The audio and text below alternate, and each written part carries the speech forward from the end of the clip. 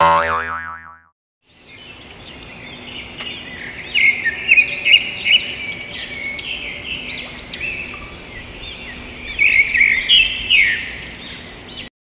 গ্রামের নাম আলো ছায়া, প্রকৃতির কোলে শান্তির বাসা।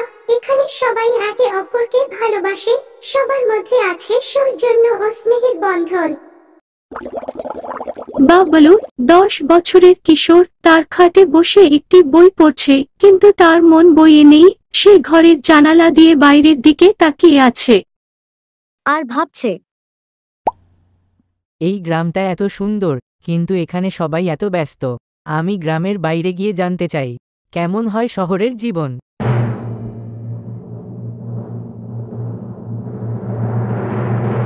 দাদু, তুমি কখনো শহরে গেছো? শহরে কেন যাব বাবলু? আলো ছায়া গ্রামেই তো সব আছে। শহরের মতো বড় বড় দালান কোঠা, গাড়ি ঘোড়া সবই আছে, কিন্তু শান্তি নেই। মানুষ সেখানে সবসময় ছুটছে। আমাদের এই গ্রামে শান্তির মতো শহরে নেই, বুঝলি?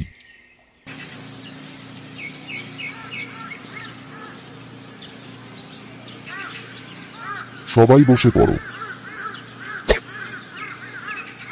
আজকের মূল কথা হলো আমাদের গ্রামের নতুন প্রজন্ম যেন গ্রামের মূল্যবোধ বুঝতে পারে। এজন্যই আমাদের কিছু করতে হবে। গ্রামের ছেলেরা সবাই শহরে যেতে চায়, কিন্তু জানে না শহর শুধু ধোঁকা দেয়।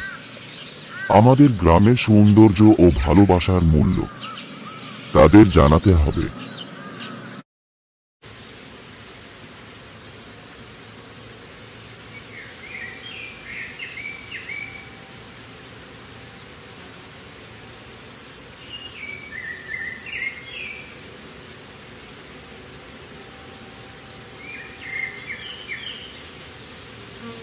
দাদু, আমি বুঝেছি।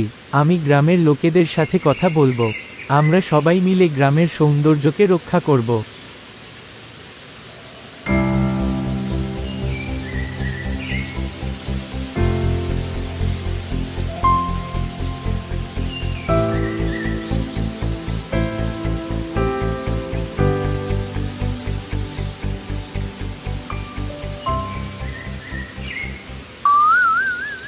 আমরা আমাদের গ্রামকে আরো সুন্দর করব, এমনভাবে যে শহরের মানুষও আমাদের গ্রামে আসতে চাইবে। আলোছায়া হয়ে উঠবে সবার কাছে শান্তির ঠিকানা। হ্যাঁ, আমরা সবাই মিলে কাজ করব। কিছুদিন পর গ্রামটি এখন আরো সুন্দর, সবুজ এবং স্বচ্ছ। গ্রামের মানুষজন হাসি মুখে কাজ করছে, শিশুরা খেলছে, সবকিছুতে শান্তির পরিবেশ। সত্যি কতই না সুন্দর এই গ্রামের পরিবেশ।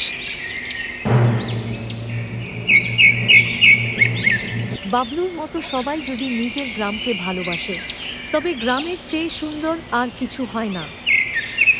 আমাদের গ্রাম, আমাদের ঘর, আমাদের শান্তি। বন্ধুরা, আজকের গল্প এখানেই শেষ হলো। খুব তাড়াতাড়ি আবার দেখা হবে। এখন বিদায়। আমাদের এই চ্যানেলটা সাবস্ক্রাইব করে দেবে সবাই, প্লিজ।